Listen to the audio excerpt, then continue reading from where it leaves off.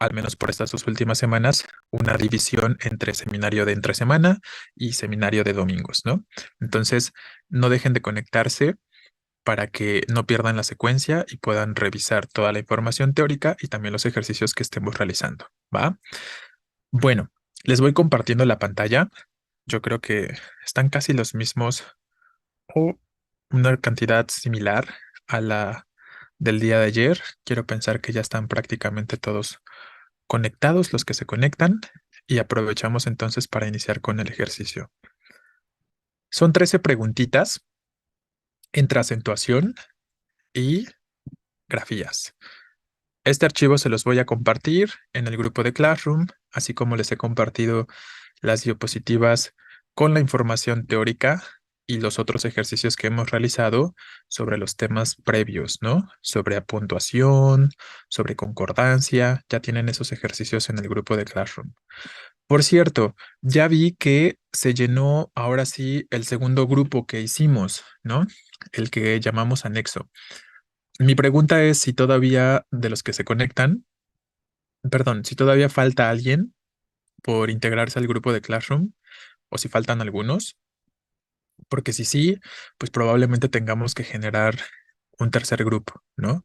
Y ya les estaré compartiendo entonces la información en ese tercer grupito de forma independiente. Parece ser que nada más una persona, entonces yo no pude entrar, pero pensé que era problema mío. Ok, entonces déjenme checarlo. Voy a tener que hacer evidentemente un grupo nuevo y para los que están faltando todavía, les comparto para el día domingo, ¿sí? Para el día domingo les comparto el código, así que no dejen de conectarse y ya los que estén faltando se integran a ese grupo. Ahí mismo les voy a compartir toda la información que está en los otros grupos también, ¿vale? Entonces, bueno, quedamos pendientes de eso. No son tantos, son como 4 personas las que no se han integrado. Entonces, como ya se llenaron esos 2 grupos que teníamos de manera previa, vamos a hacer esta dinámica, ¿vale? Bueno, entonces empezamos a revisar el ejercicio. Por lo pronto les sugiero que toda la información que vayamos revisando de aquí a que se genera el grupo y les comparto el código y tal, pues vayan haciendo por ahí sus capturas de pantalla, que ustedes tienen distintas estrategias o formas de almacenar la información. Ojo, no nada más almacenarla, ¿no? Obviamente hay que revisarla, hay que leerla y hay que estudiarla. Sí, es todo exactamente lo mismo, Loida. En el primero y el segundo grupo, la información es la que vemos aquí, ¿no? Entonces, y la información que vemos aquí, pues va a ser la misma para los 2 grupos. Entonces, en los 2 grupos les comparto las mismas cosas. No te preocupes si estás en el primero o en el segundo, es lo mismo, ¿vale? Bien, entonces, empecemos con el ejercicio. Ya hemos comentado ayer que la forma más básica cuando se trata de preguntas de acentuación tiene que ver con identificar el enunciado acentuado correctamente. Esa es la forma más sencilla de preguntar. ¿Y qué elegiríamos aquí como respuesta? Recuerden lo que hemos comentado, ¿no? Hay que identificar qué tienen en común todas las opciones de respuesta. Todas tienen numerales, ¿vale? Tendríamos 18º, tendríamos 3 y 16, ¿vale? En la cuestión de los numerales, pues obviamente hay que pensar en que hemos dicho muchos de ellos se pueden expresar de manera compuesta o por separado y tal. Entonces, evidentemente, como ya lo están comentando, la respuesta tendría que ser a esta primera pregunta, el inciso A, ¿no? Es la que vamos a señalar aquí como respuesta correcta. Déjenme les pongo aquí la palomita. ¿Y cuál es el problema con el inciso B? La oferta de viaje comprendía 3 paradas en Europa y una en Japón. 3 tenemos ahí que finalmente es un monosílabo y por lo tanto no se debe acentuar, ¿no? Recuerden que las palabras monosílabas no se escriben con acento, a menos que sean palabras monosílabas con acento diacrítico, que vimos una tablita ayer y que les comentaba. Si quieren, acuérdense de esas palabras monosílabas y de ahí en fuera ningún otro monosílabo tendría por qué tildarse, ¿no? Entonces ahí la cuestión. C justo 16. Recuerden, es una palabra compuesta, claro, pero independientemente de que sea una palabra compuesta, 16 tiene su sílaba tónica en la última de las sílabas, por lo tanto es aguda, terminada en S, y entonces debería tildarse, ¿no? La palabra 16. De ahí en fuera, todos los otros componentes palabras acentuadas en los enunciados B y C están bien, excepto estos elementos que hemos comentado, ¿no? 3 no se acentúa, 16 es aguda terminada en S, tendría que acentuarse, ¿vale? Bien, ayer nos quedamos en la pregunta 4, pero me parece, sí, de hecho, no sé si te acuerdas, Vicente, que les comenté que les iba a traer un ejercicio perfectamente diferente y que esas primeras 3 preguntas que alcanzamos a revisar era como para que pudiéramos hacer algo durante esos 10 minutos. No era el ejercicio en sí que les iba a presentar, el que les presento y el que les estoy presentando, pues es este, ¿no? Específicamente. Entonces, esa es la cuestión. Era un ejercicio como de relleno, digamos. Entonces, por eso es diferente, ¿vale? Vamos con la número 2. ¿Qué piensan de la segunda? Lo que pasa es que no veo el archivo que está presentando. ¿Cree que me pueda decir cuál es el nombre de este archivo? El nombre del archivo es Ejercicios, Acentuación y Grafías 2, Seminario 2024, pero de todos modos no se los he compartido, ¿no? En los grupos de Classroom. Recuerden que normalmente les comparto los archivos después que los hemos revisado, ¿no? Entonces, como este apenas lo estamos revisando, no lo vas a encontrar en el grupo de Classroom. Entonces, pero ya cuando se los comparta, mañana seguramente, lo puedes encontrar con ese nombre. Checa igual y puedes salir y volver a entrar a ver si eso funciona para que puedas ver tu pantalla, ¿vale? Porque tiene que ver con no contigo, pero con tu programa, con tu Zoom, digamos, ¿no? A ver si lo puedes corregir. Ajá, efectivamente, aquí les puse el exacto mismo enunciado, con la intención de que recuerden de manera específica esta regla, ¿no? Que tenemos palabras compuestas con guión corto. Y lo que decíamos ayer, las palabras compuestas con guión corto, de manera concreta, van a conservar sus características que tenían por separado, ¿no? Por lo tanto, físico y químico deben seguir acentuándose de la misma forma en la que se acentúan o se tildan de forma independiente. Por eso la respuesta, como ya lo están comentando, tendría que ser el inciso A. Análisis, palabra esdrújula, lo mismo que físico, lo mismo que químico, se relacionan con guión corto. Ninguno de los componentes pierde sus características tónicas ni de acentuación, ¿no? El inciso C agrega un error más, ¿no? Que es neuronas. Efectivamente, la palabra neuronas es una palabra grave, terminada en S, no tiene por qué tildarse, ¿va? Muy bien. Vamos con la número 3.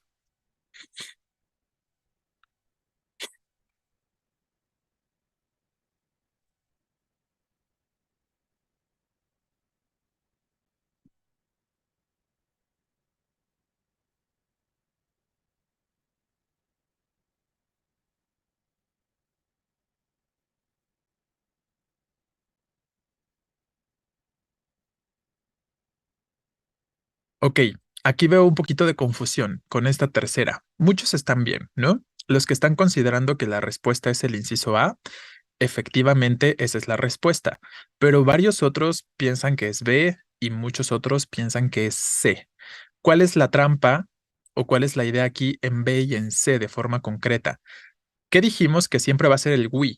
Siempre, siempre el we, que es diptongo, ¿no? Efectivamente.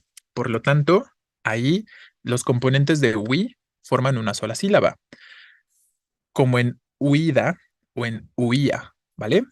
¿Cuál es la cuestión con el inciso B?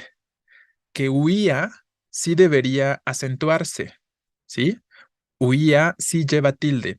¿Por qué? Porque entre la U y la I hay diptongo. Pero ¿qué hay entre la I y la A? Hiato, ¿no? Efectivamente. Entonces la palabra huía no es monosílabo. La palabra huí sí es monosílabo. Pero en cambio, uia, ¿no? Específicamente es ui, una sílaba, y a, otra sílaba, ¿vale? Entonces, esa sería la cuestión, que uia o uia sí se va a tildar, porque tenemos una cerrada tónica. Es ese tipo de hiato que nos obliga a tildar siempre la cerrada tónica, que I ya sabemos que es una vocal cerrada. Entonces, B está mal por esa razón. Si quieren, se lo señalo por acá. Uia sí se tilda, ¿vale? Aunque sea grave terminada en vocal por la cuestión del hiato, efectivamente. En cambio, huida, ahí no tenemos hiato, solo tenemos ui diptongo y la otra sílaba es da. Por lo tanto, aquí es grave terminada en vocal pero no presenta hiato, les reitero, solo presenta diptongo y por eso huida no lleva tilde. Voy a poner una tachecita ahí. Esos son los errores en el inciso B y en el inciso C, que huía sí se tilda, pero huida no se tilda, ¿no? Entonces, esa sería la cuestión. En la 4 tenemos, a ver, todavía no estamos en la 4, así que no voy a leer tu comentario. Sigo pensando en la pregunta número 3, ¿no? Entonces, ahí la cuestión, ya por descarte, elegiríamos el inciso A como respuesta, donde tía sí tiene hiato, ¿no? Grave terminada en vocal, pero otra vez presentamos este hiato de cerrada tónica, lo que nos obliga a tildar esa letra I, esa vocal I, ¿no? Y país lo mismo. También tenemos hiato, solo que país sí es aguda terminada en S, por lo tanto tendrá que tildarse. Entonces quedamos que la 3, A también la respuesta. 4. ¿Cuál sería en este caso el enunciado también acentuado correctamente?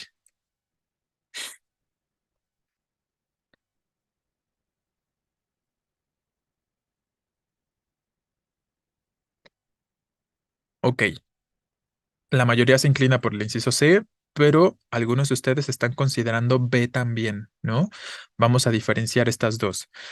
A dice, mi primo se vio involucrado en una pelea callejera. Claro, vio, ese es diptongo, vio, ¿no? Como la cerrada, perdón, como la vocal abierta es la tónica, sabemos que tenemos diptongo, es un monosílabo y hemos dicho que los monosílabos no se acentúan, ¿vale? Esa sería la cuestión. B dice, después de que le di que es un monosílabo, ¿no? ¿Y qué hemos dicho? Monosílabos no los vamos a tildar como regla general, a menos que sean, les reitero, estos monosílabos que usan un acento diacrítico para diferenciarse, ¿no? Entonces, ahí el problema con el inciso B, todos los que estaban eligiendo el inciso B, di, como es monosílabo, aunque sea verbo conjugado en pasado, no tiene que tildarse, ¿vale? Y entonces, ya por descarte, elegiríamos justo el inciso C como respuesta aunque me dé lo que prometió. ¿Por qué de si lleva tilde? Porque no se está acentuando por ser monosílabo, ni por ser aguda, ni nada parecido, ¿no? De se acentúa porque tiene acento diacrítico. Recuerden que dijimos, los únicos verbos monosílabos que se van a tildar son de y se, ¿no? Esos dos, justo el de para diferenciarlo como verbo de la preposición, que la preposición no lleva tilde, no lleva acento. Y el se en este caso, no sé si tenga el valor de volver a ver, de volverlo a ver, perdón, ¿no? Del verbo saber. Entonces, para diferenciarlo del sé como pronombre, que no se va a acentuar. Entonces, en esta opción de respuesta les puse los dos verbos que son los únicos que vamos a tildar los monosílabos, ¿no? Hablando de los verbos monosílabos, son los dos únicos que se van a tildar de y se de forma concreta, ¿vale? Entonces, por eso es esta la respuesta correcta. De dar y de saber, efectivamente. ¿Tenemos alguna pregunta con respecto a alguna de las respuestas que acabamos de dar para la pregunta 1 a la 4?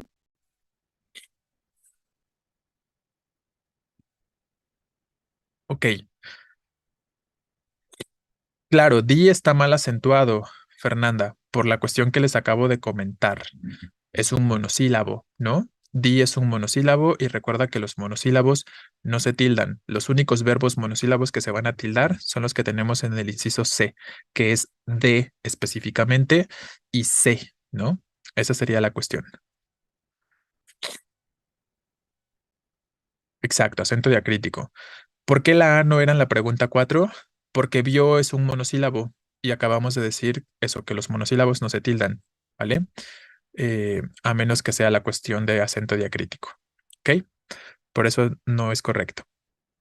Bien, borro esto y pasamos a las siguientes 4 preguntas. ¿Qué pasa con la número 5?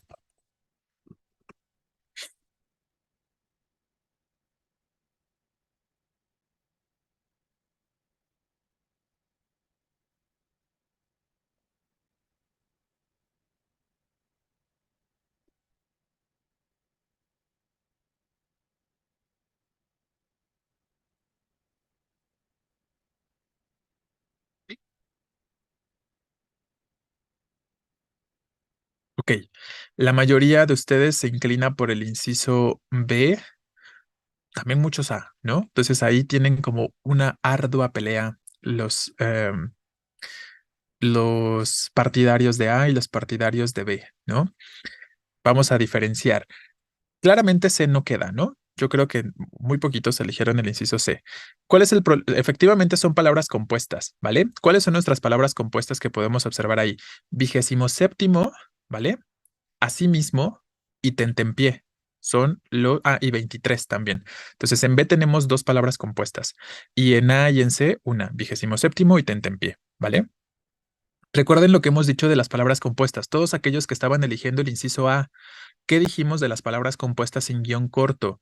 Que el primer elemento pierde sus características de acentuación. El primer elemento pierde su acento siempre. Siempre que tenga una palabra compuesta sin guión corto, si la primera parte por separado se tildaba, como sucede con vigésimo, si está solito el vigésimo se tilda, ¿no? Pero como ya le estoy pegando otra palabra, séptimo en este caso, ya generé una palabra compuesta. Y la primera parte de la compuesta, vigésimo, va a perder sus características de acentuación. ¿Quién dijimos que la conserva? La segunda parte. Entonces lo pueden pensar de esta forma. En las palabras compuestas sin guión corto, como en 27º, si se tiene que acentuar la palabra, la que se va a acentuar siempre va a ser la segunda parte o el segundo componente de la palabra compuesta, nunca el primero. ¿Me explico? Entonces, si lo pueden relacionar de esta otra forma, a lo mejor queda un poquito más claro para los que de pronto tengan un poquito de duda, ¿no? Entonces, esa es la cuestión, que 27º, pues el primer componente debe perder su acento forzosamente y solo lo conserva, les reitero, el segundo componente o aparece el acento en el segundo componente. Por eso el inciso A está mal, ¿va? Se los marco. El acento no va en vigésimo, sino el acento tiene que ir en séptimo. Entonces, 27º es una palabra esdrújula, ¿va? También lo podríamos escribir por separado, ¿no? 20º, espacio, séptimo. Sí, del 1 al 29 se pueden colocar juntos, específicamente Navarro, es correcto. Si lo escribimos por separado, si yo escribiera 20º, espacio, séptimo, ahí sí las dos se tienen que tildar porque no estoy generando una compuesta, ¿no? No las estoy uniendo. Entonces ahí sí los dos conservarían sus características de acentuación, pero no es el caso. Viene aquí junto. Y luego C, tentempié, ¿no? ¿Qué tipo de palabra es tentempié?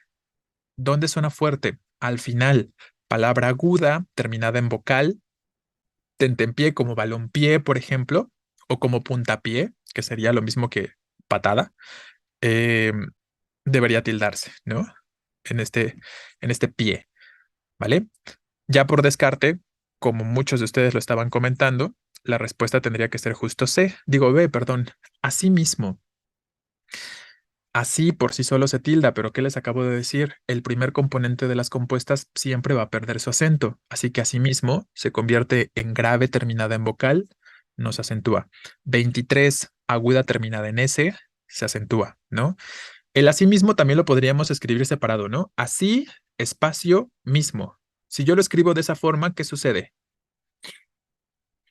Si lo escribo en dos partes, con un espacio intermedio, el así conserva su acento, ¿no? Efectivamente, porque sigue siendo una palabra aguda terminada en vocal, ¿va?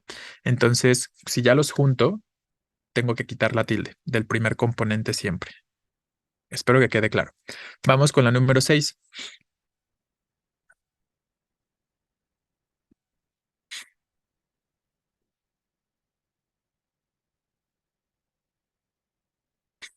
Asimismo, efectivamente, Gómez, así como está escrito en el inciso B, esa es la forma correcta si lo escribo junto. También lo puedo escribir separado.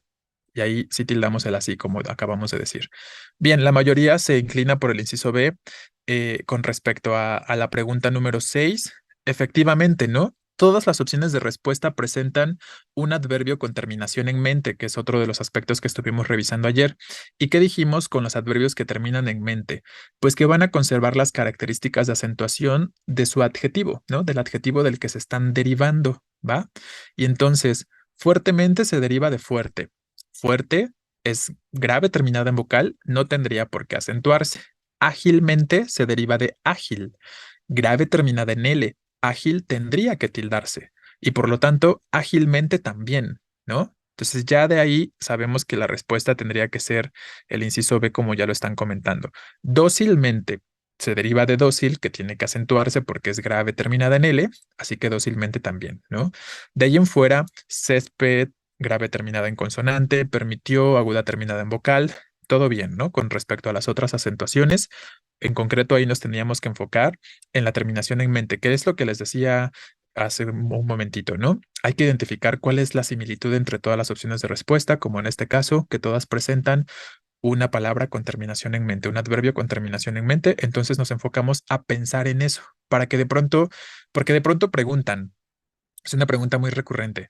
Cuando se trata de acentuación, ¿me tengo que enfocar en las palabras que tienen el acento o en las palabras que no tienen el acento? ¿Dónde identifico el error? Es lo que han preguntado, ¿no? Pues en realidad, si se dieran cuenta de cuál es la similitud entre las opciones de respuesta, pues ya sabrían a qué palabra enfocarse, que tendría que ser mayormente una, ¿no? Como en este caso. Si yo ya me doy cuenta que seguramente todas las opciones de respuesta presentan un adverbio terminado en mente, pues es muy probable que ya no tenga que fijarme ni en el recostó, ni en césped, ni en permitió, ni en montó, ni en cabalgó, ni en ninguna otra palabrita, más que las terminadas en mente. Y solo pensamos en esa regla. Esta es una forma en la que yo creo que pueden descartar y responder de forma más eficaz, ¿no? Sin perder mucho tiempo en observar cada una de las palabras y pensar si está bien acentuada cada una de ellas o si no, identificar qué debo ver, qué palabra específicamente debo observar. ¿Es un numeral? ¿Es una compuesta con guión corto? ¿Es una compuesta sin guión corto? ¿No? Y a esas palabras nos enfocamos y ahí es donde seguramente vamos a encontrar el error. Como sugerencia para todos aquellos que preguntan, ¿en qué me fijo cuando se trata de acentuación? Fíjense en qué es igual o qué es similar en todas las opciones de respuesta, ¿vale? ¿Qué pasa con la 7?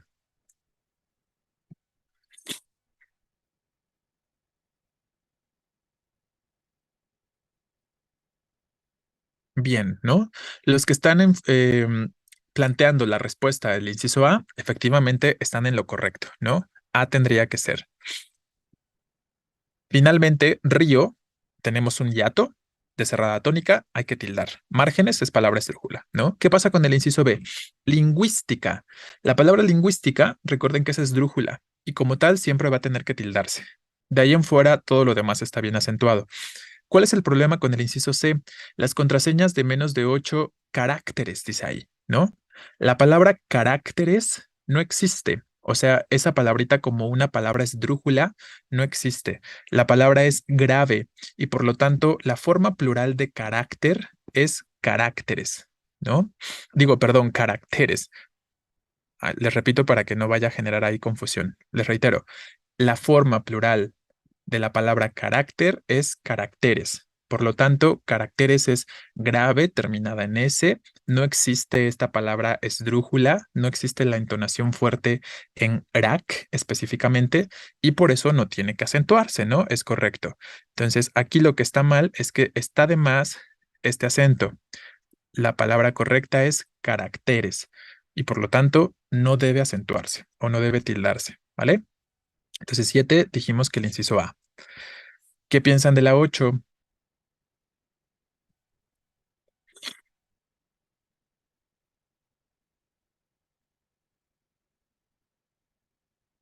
Bien, efectivamente la respuesta tendrá que ser B, ¿no? Correcto.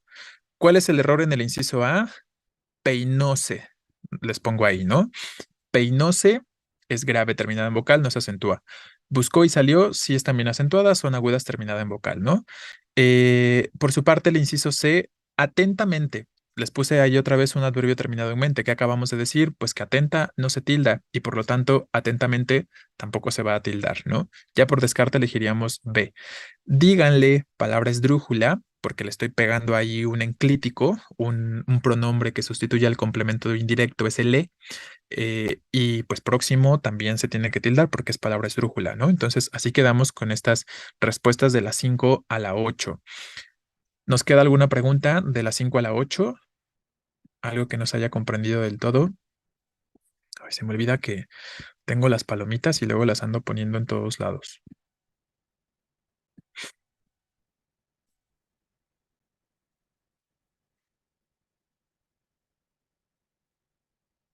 ¿En cuál, perdón? En la C dices, Hernández. Por aquí pregunta uno de sus compañeras, perdón. En el inciso C de la 8. La palabra este debería tildarse, debería acentuarse. Bueno, este nunca va a ser preposición, ¿eh? En ningún contexto. Este es un demostrativo. Solo puede ser o pronombre o puede ser adjetivo, ¿no? Pero si te refieres al inciso C de manera específica, ¿qué piensan? Contempla este cuadro. ¿Se tilda o no se tilda? Bueno, ayer decíamos, ¿no? Técnicamente, bajo ningún contexto tendríamos que tildar ya los demostrativos, ¿no? Sea que funcionen como adjetivos o sea que funcionen como pronombres, la RAE nos dice que ya no deberíamos acentuarlos, ya no deberíamos tildarlos. Pero yo los he comentado, ¿no? Como es una regla que todavía se llega a referir en sus exámenes, hay que pensarlo en cuanto a si es pronombre o si es adjetivo. En este caso, la palabra es adjetivo. Recuerden, si el demostrativo trae después al sustantivo, no se va a tildar porque ahí está funcionando como adjetivo. Si la palabrita demostrativo no trae después al sustantivo, ahí sí se tilda, ¿no? Por ejemplo, si dijera, contempla este atentamente por unos segundos. ¿Y yo qué hice ahí? Eliminé al sustantivo cuadro, ¿no? Y entonces si lo eliminara, si quitara el sustantivo, ahí sí lo tildo, porque estaría funcionando como pronombre en todo caso. Pero como funciona como adjetivo, porque si viene después el sustantivo, no lo voy a acentuar. ¿Me explico? Entonces, tienen que hacer esta diferencia. Los demostrativos pueden ser adjetivos. Si son adjetivos, no se tildan. Si son pronombres, sí se tildan, ¿no? Eso pensando en que su examen todavía recurra a esas reglas, ¿no? A esas reglas de acentuación específica que en teoría ya no deberían aplicarse, ¿vale? Entonces, todo bien ahí con el inciso C. Bien, borro estas palomitas y vamos a la siguiente página. Veamos de la 9 a la 11. ¿Qué piensan de esta número 9?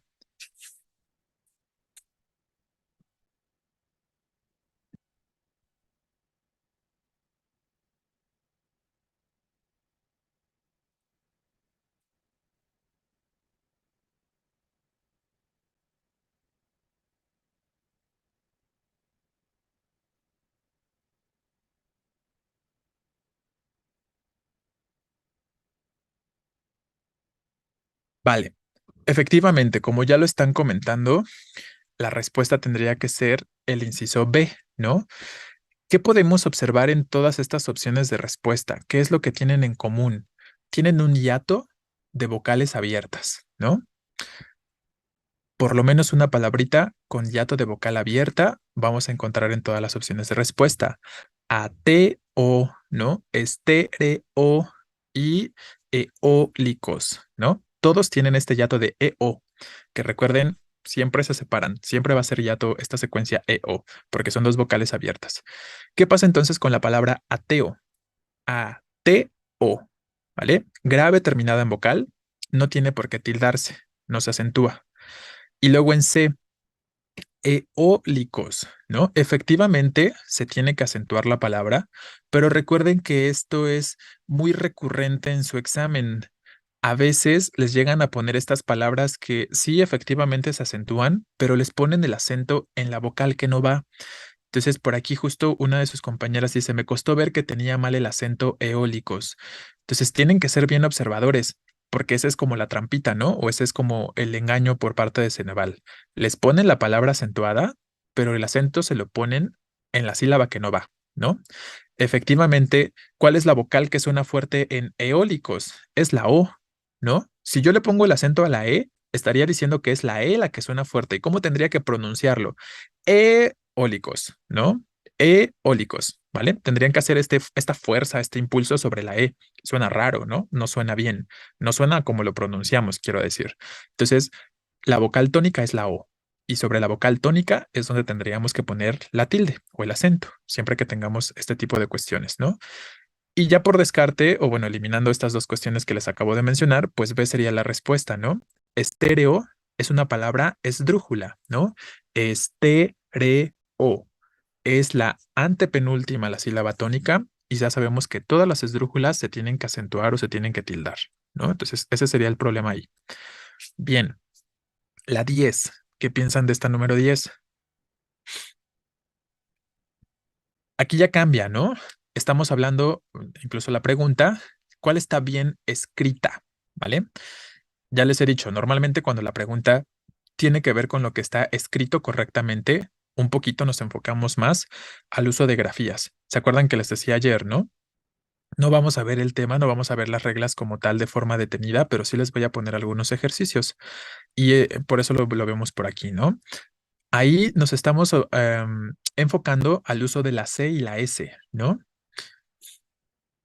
Entonces, radiación, abastecimiento y ¿cuál es la palabra en el inciso C? No la alcanzo a ver. Pues me imagino que atravesaron, ¿no? A lo mejor esa era la que quería que observaran de forma concreta. No debería ser decir de, ¿en dónde, perdón? Ah, sí, claro, falta evidentemente la vocal ahí, es error de dedo completamente, ¿vale? Entonces, eh, radiación. Ya sabemos que existe la terminación ción con C y la terminación ción con S. Las dos formas pueden ser correctas. Específicamente radiación tendría que tener una terminación ción con C, ¿no? De forma concreta, ¿vale? ¿Por qué? Porque es un verbo que en infinitivo termina en ar y los verbos que en infinitivo terminan en ar, si en algún momento forman un sustantivo con terminación en ción, se van a escribir con C. Es una regla muy particular, muy específica, ¿no? Es la cuestión. Abastecimiento de abastecer, ¿no? Si abastecer lo escribimos con C, pues abastecimiento conserva esa misma C, ¿vale? Y ya entonces elegiríamos justo la C como respuesta, ¿vale? Peregrinos atravesaron. ¿Cómo escribimos atravesar? Pues con S. Esa era la palabra creo que quería que observaran, ¿no? Muchos escriben atravesar con Z, por ejemplo, ¿va? Y ya, esa sería la cuestión. Vamos con la 11, que ese es otro formato con respecto a las grafías que de pronto van a tener que completar espacios, ¿no? En este caso, con X o CS o XC o doble C, que son estas combinaciones que pueden ser posibles con estas grafías, ¿no? Eh, Efectivamente, como ya lo están comentando, la respuesta tendría que ser el inciso C, ¿no? De forma, yo creo, muy clara. A mí me parece que esta se los puse muy sencillo.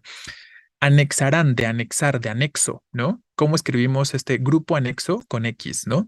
Ya desde ahí podemos eliminar la posibilidad del inciso A.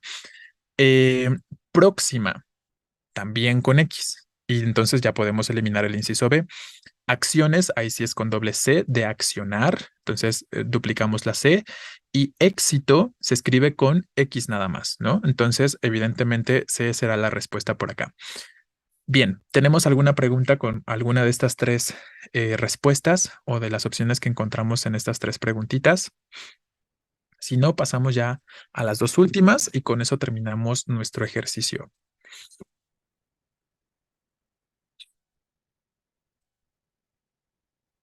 La 10 está mal, Mares, porque la palabra abastecimiento se deriva de abastecer y abastecer lo escribimos con C. Esa es una sugerencia, ¿no? La forma más simple de darnos cuenta que una palabra está mal escrita en cuanto a sus grafías es pensando con qué palabra se relaciona, ¿no? ¿De qué palabra se deriva? Entonces, yo les sugiero que hagan este tipo de relaciones. Abastecimiento, me genera duda probablemente. Entonces me pongo a pensar, ¿qué palabras están relacionadas con abastecimiento? Abastecer, ¿no? El verbo suele ser el origen de los sustantivos, de las formas adjetivas, de las formas adverbiales, etcétera, ¿no? Entonces, pienso en el verbo. O si la palabra tiene una forma verbal, ese va a ser el origen. Entonces, hagan esta relación, ¿no? Abastecer lo escribo con C. Todas las palabras que se deriven de esta palabra, de este verbito, también van a escribirse con C, van a conservar esa misma grafía, ¿no? Esa es entonces la forma, les reitero, más sencilla de identificar si hay alguna grafía mal utilizada, si hay alguna letra mal utilizada de forma concreta, pensando de qué se deriva, con cuáles se relaciona y tratando de conservar siempre la misma grafía. Obviamente hay excepciones con respecto al uso de la H, por ejemplo, pero bueno, ahí ya tiene que ver con qué tanto ustedes estudien esa partecita. Como les dije, les voy a compartir por ahí algo de bibliografía, un par de libritos donde ustedes tengan que hacer varios ejercicios por su cuenta, donde ustedes por su cuenta también revisen las reglas y tal. Y sí, evidentemente, abastecimiento de gasolina, pues también falta la E, pero como les dije, ¿no? Es error de dedo en ese caso. Donde teníamos que fijarnos como tal es en abastecimiento, ¿vale? Bueno, entonces esa es la cuestión. Borro estos elementos y vamos a las dos últimas preguntitas. ¿Qué pasa con la número 12?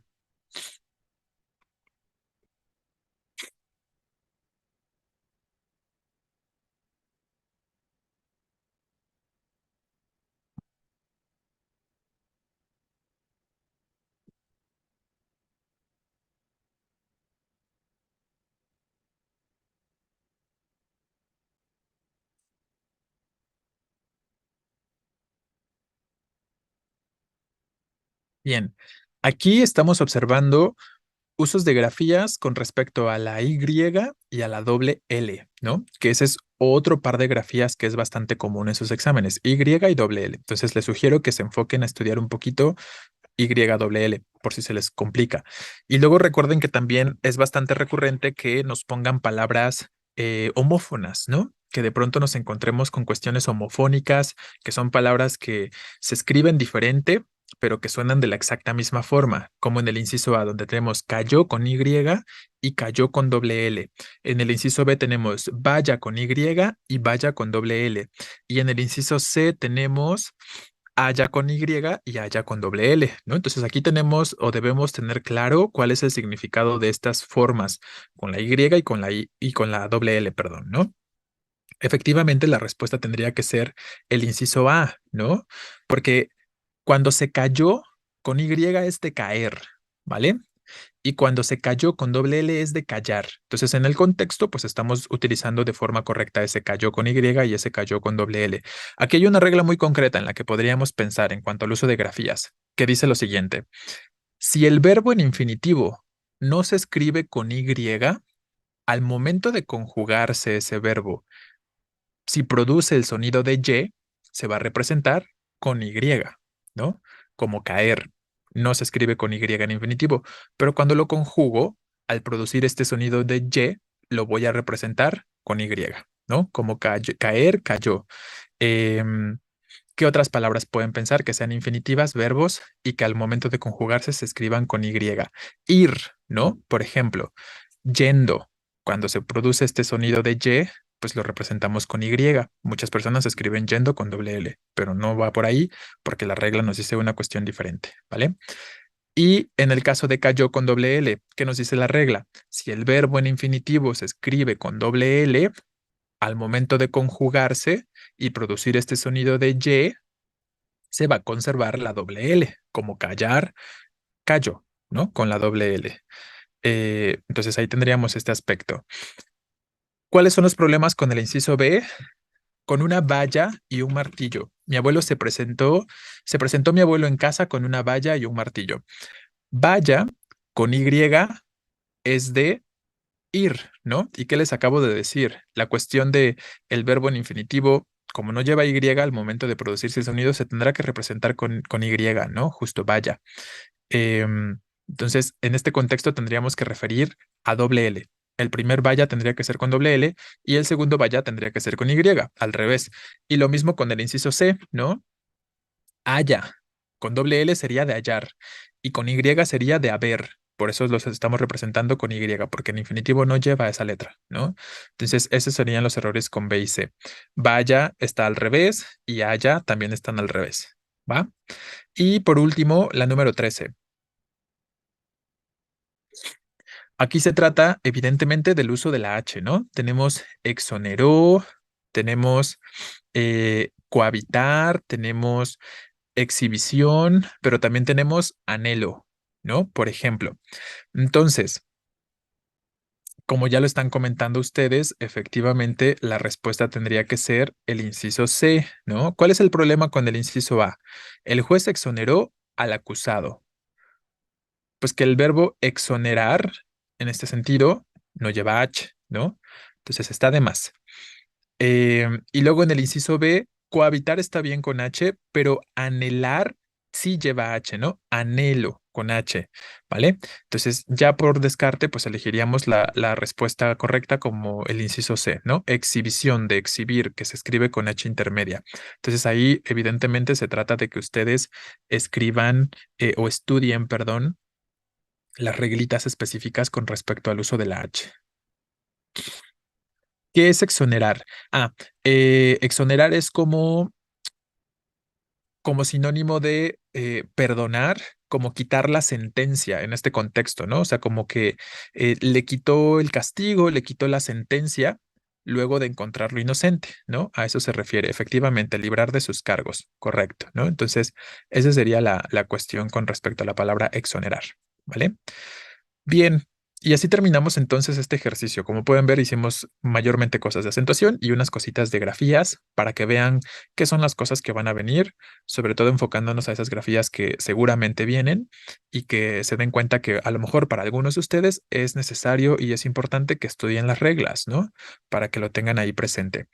Algo más que quisiéramos abordar, plantear sobre acentuación en general antes de que terminemos con esto.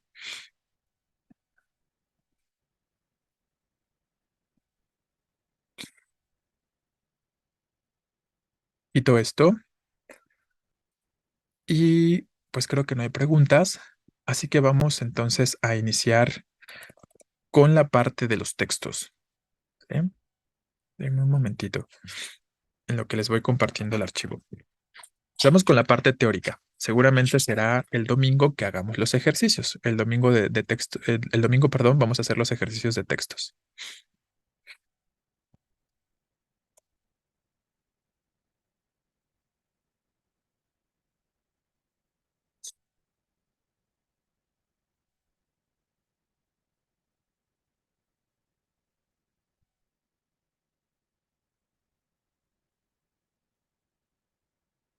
Con respecto a los textos, en esta ocasión vamos a ver la misma, bueno, en todos hemos visto la misma información, ¿no? Lo único que hemos llegado a hacer de pronto es em, cambiar algunos ejemplos y este tipo de cuestiones, ¿vale? Para este punto todavía no voy a cambiar la información de los textos, lo vamos a hacer por ahí de la tercera vuelta de los seminarios, donde mucha de la información se va a convertir únicamente en esquemas, ¿no?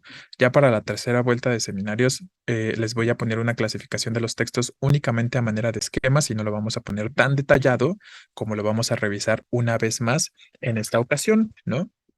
Entonces, en esta ocasión se los vuelvo a poner igualmente detallado que la primera, por si de pronto todavía quedan dudas, apenas es la segunda revisión durante los seminarios al menos, entonces creo que de pronto todavía es necesario que podamos ser un poquito detallados al respecto, pero ya para las ocasiones posteriores de la revisión de información teórica, pues lo vamos concretando un poquito más, lo vamos resumiendo más a esquemas, ¿no? Sobre todo. Lo que se pueda, evidentemente, no todo se puede resumir tanto y a veces sí tenemos que verlo con detenimiento, ¿vale?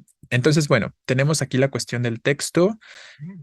Son 9:58. Vamos a tomar un par de minutitos para los que quieran ir al baño o lo que sea antes de iniciar este archivo para que ya no nos detengamos de aquí hasta que se termine la sesión, ¿no? Entonces, aprovechen de una vez.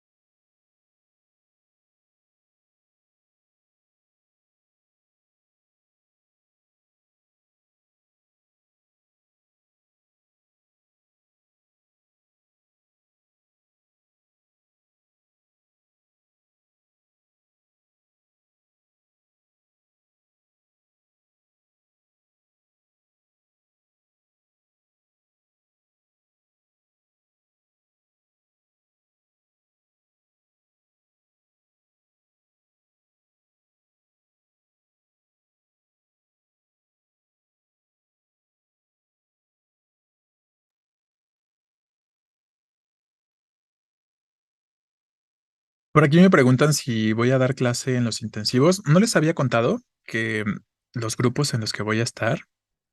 Sí, por ahí nos vamos a ver en los intensivos ya en un par de semanas, ¿no? Voy a estar en Plan de Ayala, en las mañanas en el salón 1, 2 y 3 y en la tarde en el 1 y 2, ¿vale? Entonces, por ahí, aunque no nos toque en el mismo grupo, pues seguramente nos vamos a encontrar por los pasillos, a los que les toque en Plan de Ayala, por ahí nos vamos a estar viendo, ¿vale? Pero sí, en la mañana 1, 2, 3 y en la tarde 1 y 2, ¿vale? Por ahí nos encontramos. Bueno, retomamos entonces, ¿no? La información con respecto a los textos. Te tocó en el 1 vespertino. Ok, pues entonces definitivamente nos vamos a encontrar por ahí, Miranda, ¿vale? Sobre los textos, recuerden que es importante establecer primero una serie de características con respecto a los mismos, ¿no? Estas características a las que llamamos propiedades textuales. Y de las propiedades de los textos, la que más nos interesa para cuestiones del examen es la adecuación, ¿no?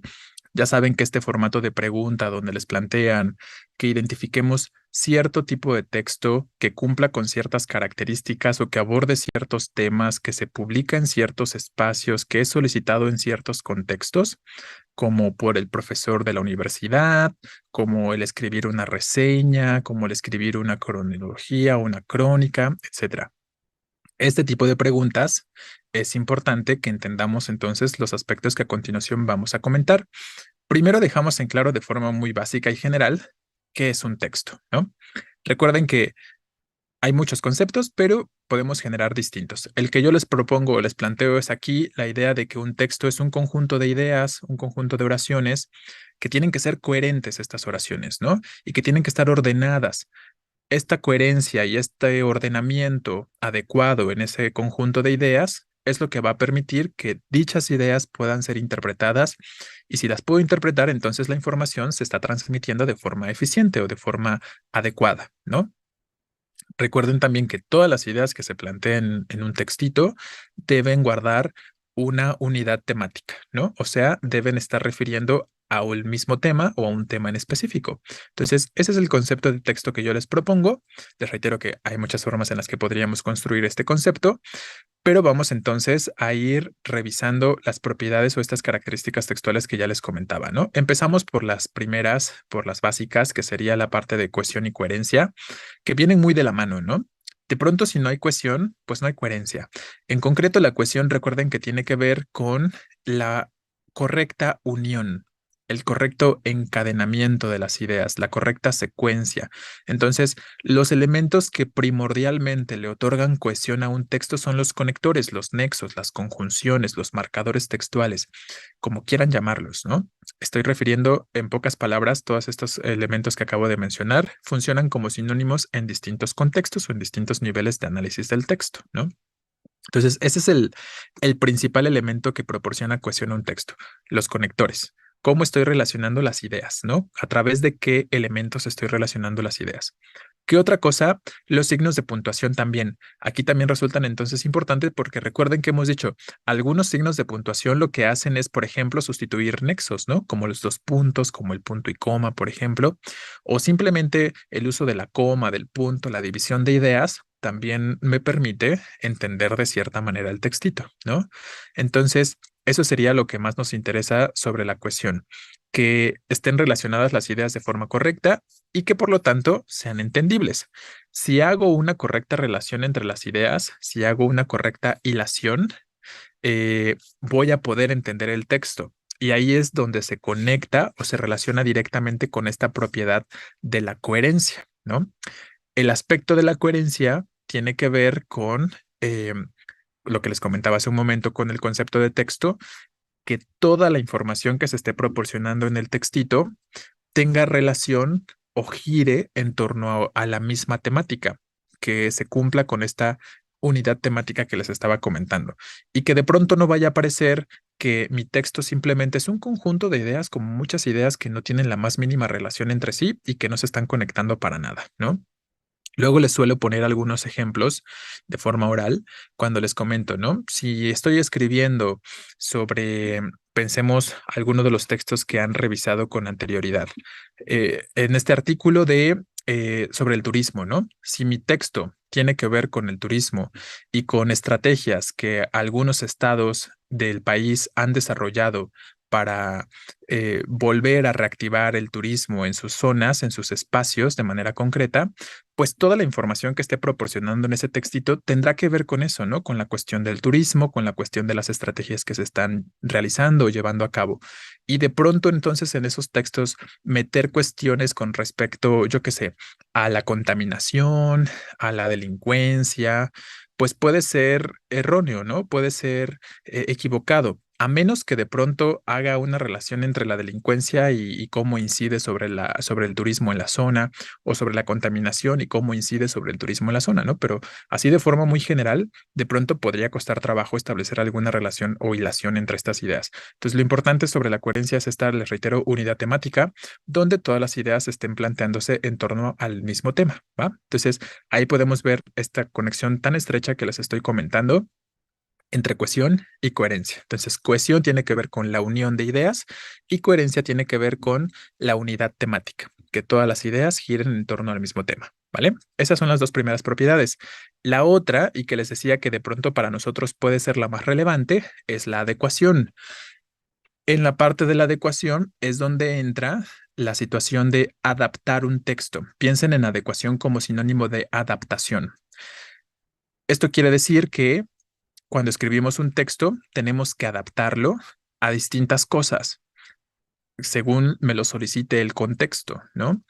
Por ejemplo, tengo que adaptar mi texto de acuerdo a quién me va a leer. No es lo mismo escribir un texto para un grupo de niños de primaria a escribir un texto para un grupo de estudiantes de preparatoria o a un grupo de personas que es especialista en el tema, ¿no? Voy a tener que usar palabras diferentes, un vocabulario distinto, todo este tipo de aspectos. Déjeme conecto a la corriente porque ya me queda poquita batería.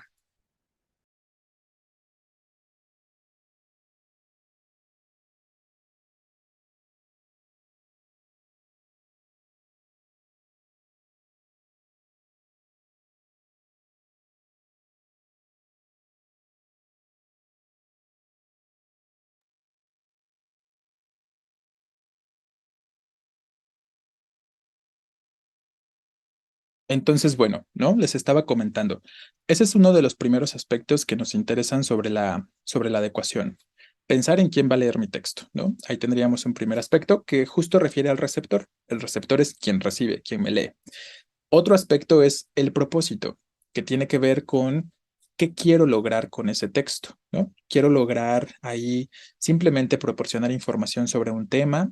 Lo que quiero es más bien convencer al lector de algo. Quiero conmover al lector. A lo mejor ahí tendría que recurrir al embellecimiento del lenguaje para que se conmueva y tal.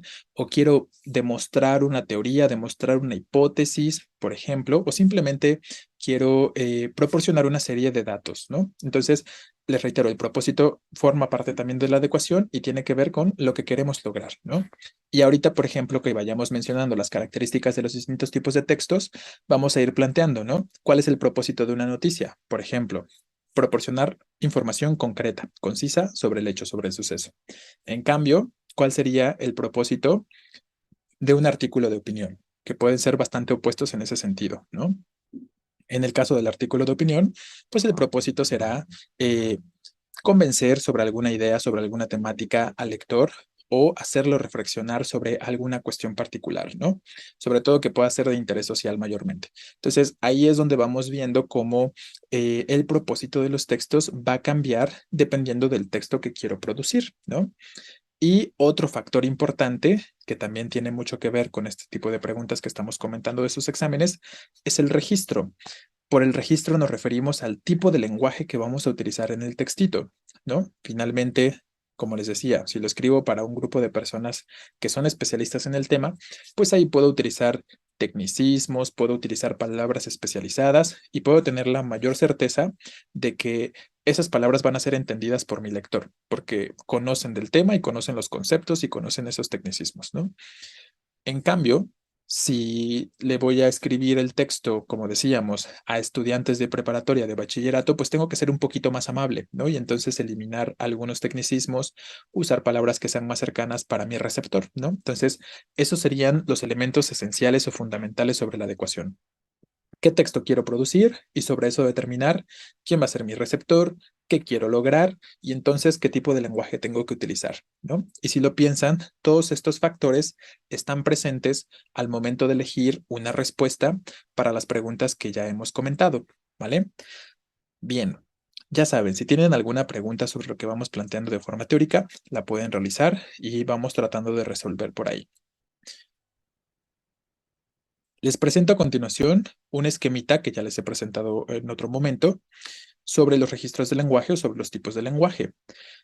Si lo pensamos, la mayoría de los textos por los que nos preguntan en el examen tienden o suelen utilizar un lenguaje más formal porque se desarrollan en ese tipo de contextos, ¿no? Pues las cosas por las que nos preguntan en el examen tienen que ver, por ejemplo, con el contexto académico, con el contexto formal, pero sí es cierto que de pronto el contexto puede variar y por lo tanto, si mi contexto va a ser diferente y ya no es tan académico, ya no es tan formal, pues también tengo que variar mi registro o también puedo variar mi registro, ¿no? Entonces, esto se los comento porque de pronto ustedes solo se enfocan, no digo que todos, pero muchos de ustedes se enfocan únicamente en ver el lenguaje, ¿no? A lo mejor a veces sirve, definitivamente a veces es perfectamente funcional, porque a veces es muy claro, ¿no? Una opción de respuesta me presenta un lenguaje que para nada puede ser válido porque usa palabras muy coloquiales o porque usa palabras muy informales cuando me están pidiendo un ensayo, por ejemplo, ¿no? Pero en otras ocasiones también me están pidiendo un ensayo y todas las opciones de respuesta presentan un lenguaje que sí es adecuado, un lenguaje más estructurado, un lenguaje más formal o más culto. Entonces, si yo nada más me voy guiando por el tipo de lenguaje para elegir una respuesta, funcionará para muchas cosas, pero para varias otras ya no me va a funcionar. Y entonces tengo que pensar en cuáles son las características de un ensayo y no nada más ir viendo qué lenguaje se está utilizando, ¿no? Entonces, eso se los recuerdo y les recomiendo que lo tengan muy presente. No se trata nada más de reducir la respuesta al lenguaje, sino también tratar de recordar cuáles son las características de los distintos tipos de textos, ¿vale? Bueno, una vez dicho esto, podemos pasar justo a las características de los distintos tipos de lenguaje. Tenemos obviamente un lenguaje coloquial, que también lo podemos referir con un lenguaje informal, el lenguaje culto formal, el técnico científico y el literario, que también puede ser poético, ¿vale? Sobre el lenguaje coloquial, evidentemente es el lenguaje que utilizamos en nuestro día a día, ¿no? El que utilizamos con la familia, con los amigos, ¿vale? Eh, y este tipo de lenguaje se caracteriza sobre todo por de pronto utilizar palabras que pueden no ser tan adecuadas para cualquier contexto, ¿no? Evidentemente ustedes hablan de forma distinta, pero quiero pensar, ¿no? Que adaptan su lenguaje a cuando están hablando con sus amigos, no es lo mismo que cuando hablan con su profesor, ¿no? O no es lo mismo que si se van a hablar con el director o si van a escribir un documento formal donde están solicitando una beca, por ejemplo, como ya conocemos ese tipo de textos, ¿vale? Entonces, esa sería la cuestión de manera específica. ¿Qué otras características tiene el lenguaje coloquial? Suele presentar ciertos vicios. Podemos encontrarnos de pronto redundancias, repeticiones, el uso de un lenguaje no adecuado para el contexto como les he planteado, un lenguaje o un vocabulario bastante reducido, y también de pronto se puede presentar una falta de coherencia entre las ideas. A veces las ideas ni siquiera se terminan en un contexto coloquial, ¿no? Entonces, sí de pronto podemos llegar a utilizar un lenguaje un poquito coloquial. Si quien me va a leer es a lo mejor una persona que me está leyendo en un muro de Facebook, por ejemplo, ¿no? Por decir algo. Entonces, ahí recuerden que el lenguaje se tiene que adaptar a el contexto, ¿no? Como ya lo hemos dicho. El lenguaje que más se va a presentar en las opciones de respuesta de nuestros exámenes va a ser el culto formal. Aquí, pues la diferencia radica en justo en el contexto en el que utilizamos esta segunda forma, ¿no? Aquí sí vamos a utilizar o nos vamos a enfocar más a tratar de cumplir con las normas de uso, con las reglas de puntuación, con las reglas de acentuación, ¿no? Aquí sí vamos a estar más pendientes de todos estos aspectos, de las normativas, del lenguaje, ¿no? De manera concreta. ¿Qué tipo de palabras voy a utilizar? A lo mejor ahí voy a utilizar más bien cultismos, vamos a utilizar palabras que no sean tan comunes en el día a día o en el lenguaje cotidiano. Vamos a presentar ideas completas, todo va a ser un poco más cuidado, ¿no? Porque finalmente el lenguaje coloquial es un lenguaje muy natural, ¿no? Como muy expresivo, digamos, ¿no? El lenguaje coloquial, perdón, lo utilizamos para expresar de pronto las cosas que primero se nos vienen a la cabeza.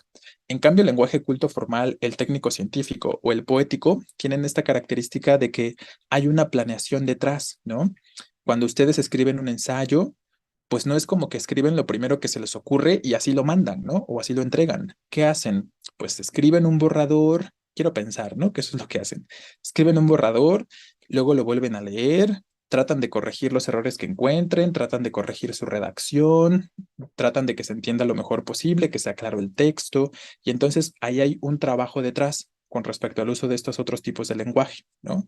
Y por eso no nos vamos a encontrar con errores, por ejemplo, o no nos vamos a encontrar con aspectos que no sean adecuados en ese contexto de producción, ¿vale? Luego, señalemos algunas características del lenguaje técnico científico. Este tipo de lenguaje es el que vamos a encontrar sobre todo en textos, por ejemplo, científicos. De pronto los textos divulgativos también pueden recurrir al uso de este tipo de lenguaje más técnico, más científico, porque a veces es imposible no utilizar los tecnicismos, ¿no? Pensemos en que si yo les hablo de un verbo transitivo, pues evidentemente, aunque sea fuera del contexto de clases, no lo puedo referir de otra forma porque finalmente ese es su nombre, ¿no? Y entonces tengo que recurrir forzosamente al uso de esa palabra transitivo o al uso de la palabra de, yo que sé, verbo impersonal o todos estos aspectos, ¿no? Claro que el lenguaje técnico científico va a variar dependiendo de la disciplina en la que nos encontremos. Ustedes, en su contexto, en su disciplina de futuros médicos o en sus clases de premedicina, utilizan un lenguaje muy particular que evidentemente no van diciendo todos los días por la calle. Lo mismo si se enfocan a la química, si se enfocan a las matemáticas, lo que sea. Hay palabras muy particulares que solo se producen en esos contextos o dentro de esas disciplinas.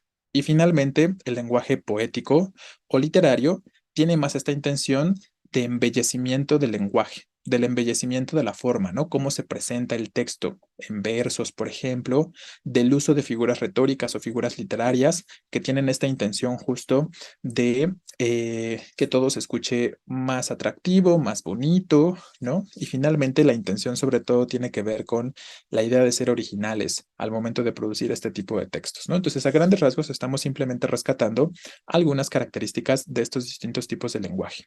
Bien, recuerden, son importantes para la parte de la adecuación. Bueno, después de esto, podemos empezar a hablar de los tipos de discurso. Yo considero que los tipos de discurso, el cuadro comparativo que a continuación les voy a presentar, que trata de presentar la información de forma muy concreta y de forma muy resumida, son importantes los tipos de discurso porque también nos ayudan a identificar más fácilmente frente a qué tipo de texto nos encontramos, ¿no? Y aunque a lo mejor a veces de forma directa no les preguntan en sus exámenes sobre qué tipo de texto estoy leyendo, si es un discurso argumentativo, expositivo y tal, sí es importante pensarlo e identificar estas ideas porque nos van a permitir entender de mejor manera los textos, ¿no? O responder de forma más adecuada algunas preguntas que, por ejemplo, tienen que ver con el contexto de comprensión, ¿no? Ahí la parte de comprensión tiene mucho que ver con los tipos de discurso y por eso también los mencionamos, ¿no? Porque vamos a llegar también a ese segmento, evidentemente. Entonces, bueno, después de esta introducción, les hablo un poquito, ¿no? Sobre los tipos de discurso. Aquí, el tipo de discurso me ayuda a definir el propósito. Y recuerden que dijimos que el propósito tiene que ver con la adecuación, con el que quiero lograr con el texto, ¿no? Entonces, eso es lo que pretende el tipo de discurso. Decirme cuál es el propósito comunicativo, cuál es el propósito de mi autor o de mi texto, qué quiere lograr con ese texto, ¿vale? Y como ya decíamos, pues hay muchas cosas que se quieren hacer de pronto con los textos. A veces queremos contar una historia, a veces simplemente queremos explicar, convencer, dar instrucciones, dialogar, etcétera, ¿no? Hay muchas cosas que podríamos, muchas intenciones que podríamos plantear con respecto a los textitos o al tipo de discurso que se esté presentando. Y estos tipos de discurso los vemos clasificados bajo cuatro grandes grupos. Es importante mencionar también que un texto Difícilmente o muy pocas veces va a presentar un solo tipo de discurso. Los textos normalmente lo que hacen es combinar distintos tipos de discurso, ¿no?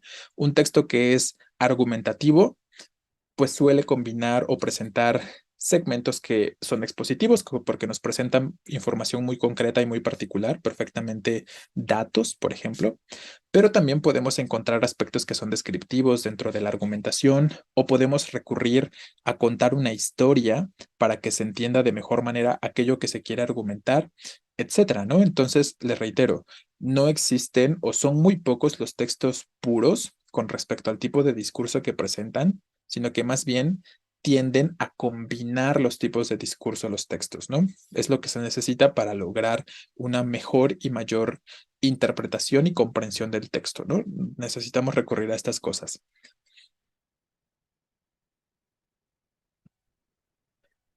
Por aquí preguntan si recomendaría comprar un libro de poemas. Pues yo lo que les recomiendo en sí es leer poemas, ¿no? No tanto, o sea, hay muchos recursos en internet, pueden descargar archivos de PDF para que no tengan que comprar cosas. Si se sienten más cómodos leyendo de manera física, pues adelante, ¿no? Cómprense el libro. Pero tanto así como que tengan que comprar el libro, no lo creo. Pero sí, definitivamente tienen que leer, ¿no? Y si no estoy acostumbrado a leer textos poéticos, si nunca he leído un texto poético, pues evidentemente en... yo compré uno y no lo he leído. Esa es otra cuestión, ¿no? Que a veces nada más los compran y realmente terminan no leyéndolos. ¿Qué les estaba diciendo? Ah, sí, si nunca he leído un texto poético, pues de pronto tener que enfrentarme a uno y luego tratar de analizarlo o entenderlo o responder preguntas al respecto, eh, pues ahí va a ser un poquito más complicado, ¿no? Entonces, si yo me voy familiarizando con el tipo de lenguaje que se utiliza, con ver ese tipo de estructuras, ¿no? Puede ser un poco más sencillo cada vez tratar de hacer un análisis o de pronto una interpretación, ¿no? Pero sí, definitivamente les sugiero y les recomiendo que lean lo más que puedan, ¿no? Textos poéticos, textos narrativos, lean incluso el periódico, ¿no? Métanse a la página de la jornada, por ejemplo, existe la versión digital y la jornada viene organizada por distintos tipos de textos, ¿no? Si quieren leer textos que son meramente noticiosos o textos que son argumentativos o textos que son artículos de opinión, etcétera. Y entonces ahí pueden ir encontrando distintos textos y se van habituando a las características de que tiene un artículo de opinión, a las características que tiene una noticia y les sirve también para practicar, ¿no? Entonces hay muchos recursos en línea sin necesidad de que gasten, ¿no? O que compren cosas.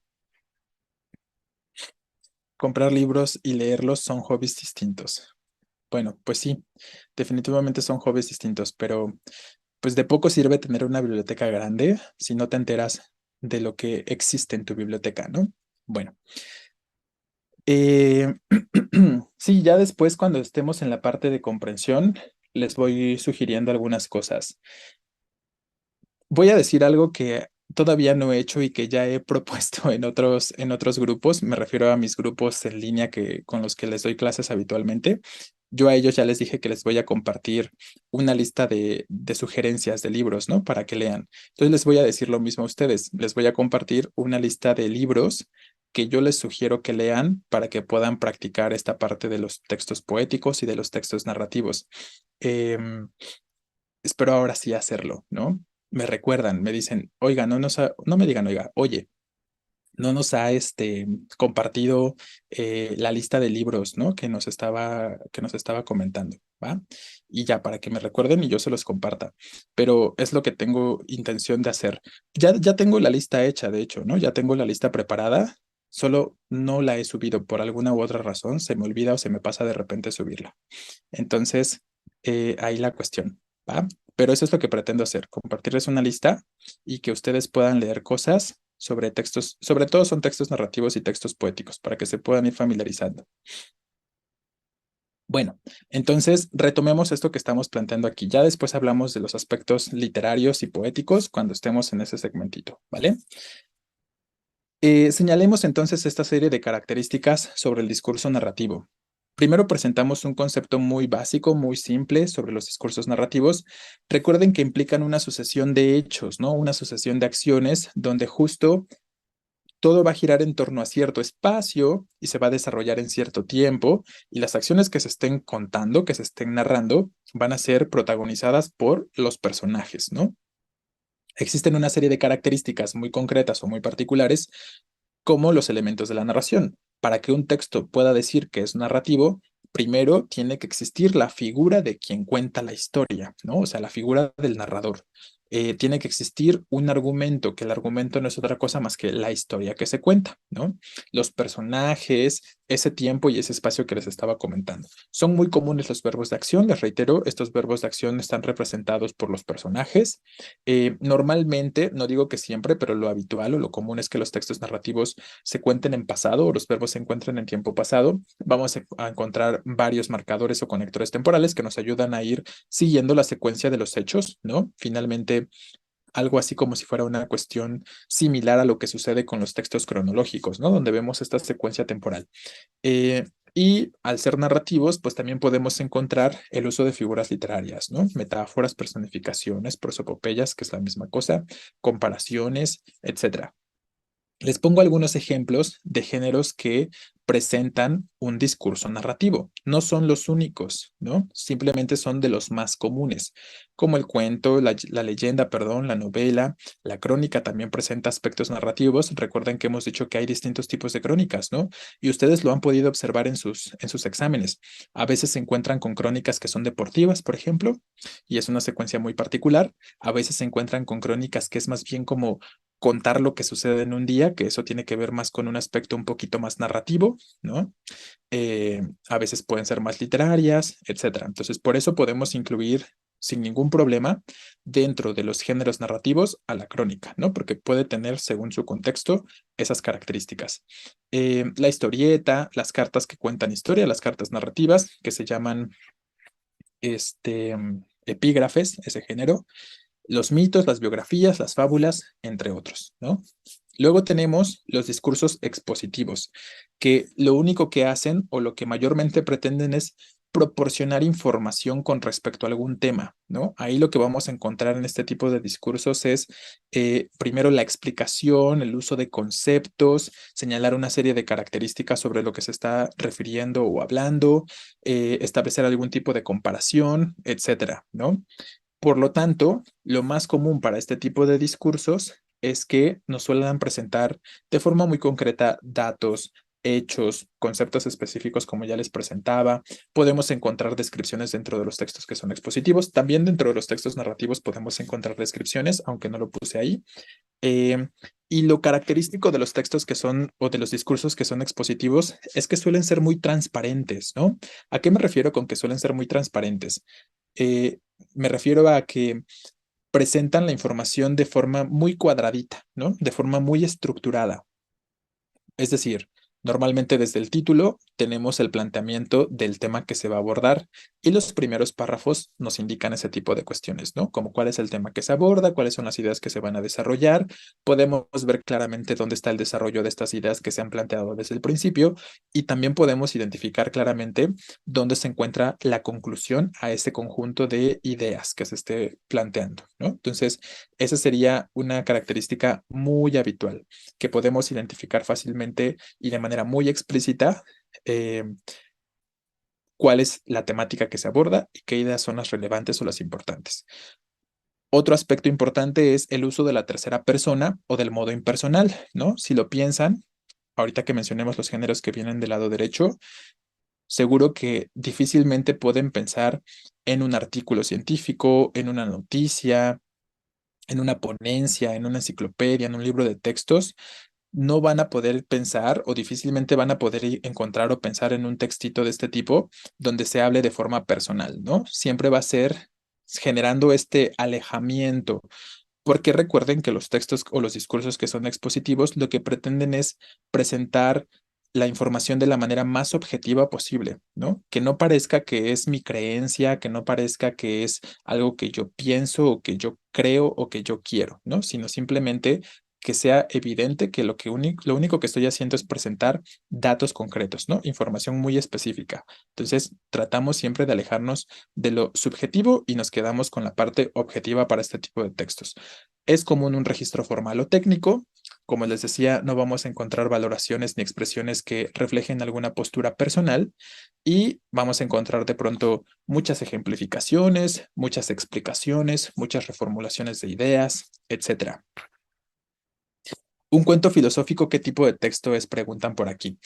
Pues si tú mismo lo estás clasificando como un cuento, pues tendrá que ser un aspecto narrativo, ¿no? Por ejemplo, podríamos pensar que hasta cierto punto, o sea, ¿qué es un cuento filosófico para empezar, ¿no? Esa sería mi pregunta para ti.